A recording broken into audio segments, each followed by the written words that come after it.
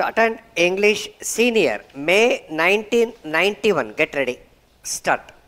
Friends, it gives me very great pleasure to be present here on the joyous occasion of the Republic Day. Many years ago, on this day, we gave to ourselves a constitution and brought into being a government of the people, for the people, and by the people. In spite of various pressures and difficult circumstances that we had to face from time to time, we have been able to make progress in many fields. Today, we are regarded as one of the largest democracies of the world. This is something which every Indian should really be proud of. I think that this is a proper occasion for us to assess what we have done till now for the development of the country. At the same time, we have to think about what should be done in the future. As you are aware, the governments both at the center and in the states are implementing various welfare schemes. These schemes are drawn up keeping in view the welfare of all people in the country. But the main objective of most of these schemes is to ensure a better standard of living for those who are at present living in poverty. However, doubts arise every now and then whether the entire benefits of the measures undertaken by the government have reached the poor people, especially in the rural areas all over the country. Of course, there are various agencies of the government which are made responsible for the effective working of the schemes.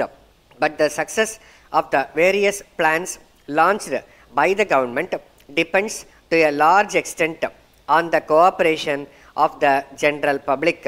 The welfare of the country as a whole should be kept in view above all other considerations.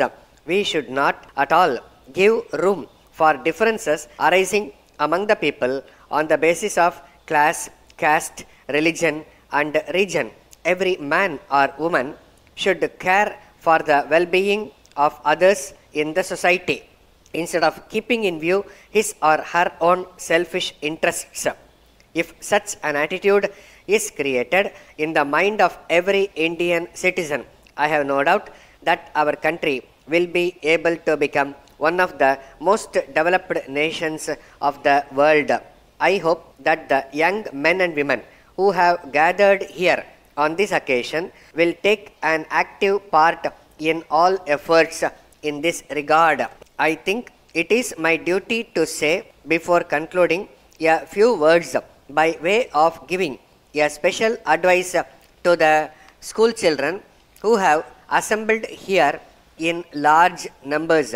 Today, we can easily say that the children of our country get the best type of education in terms of both quality and content.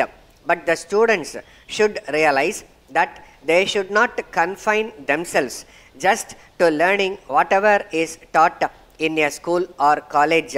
They should have a spirit of inquiry and think more and more about the various ways and means of putting to practice, use the knowledge gained by them in the educational institutions. If they develop such a spirit in themselves, they will have a real thirst for knowledge. When they have this thirst, they will go in search of new areas of learning and in course of time become experts in their fields of study. If all these things happen, a day will certainly come when our country will occupy an eminent place in the world. Therefore, every student should cultivate the good habit of going deep into every fact that he or she comes across in the course of the process of learning. Letter dated 10th May 1980 from Hotel Sangam, Madurai to Professor Raman, Gandhi Road, Madras. Dear Sir, we thank you for your letter of the 5th instant. In accordance with the details given in your letter, we have reserved the rooms for the stay of the delegates who will be attending the seminar on science and society to be held here next month. During the course of the telephone talk which you had with our manager this morning, you mentioned about the travel arrangements for the delegates. In this connection, we have spoken to the people in the travel agency who have their office in our premises. They have agreed to take care of everything, including air bookings, reservations in trains, and visits to places of interest in and around the city. We hope that they will also be writing to you in this regard. From the program sent by you along with your letter, we find that the delegates have some free time in the afternoon of the last day. As you know, this part of the state is well known for its various types of folk dances. If you are interested, we can arrange a cultural program of these dances in our Meenakshi Hall. We are sure that the visitors will enjoy the program and carry happy memories of their stay in this historic city.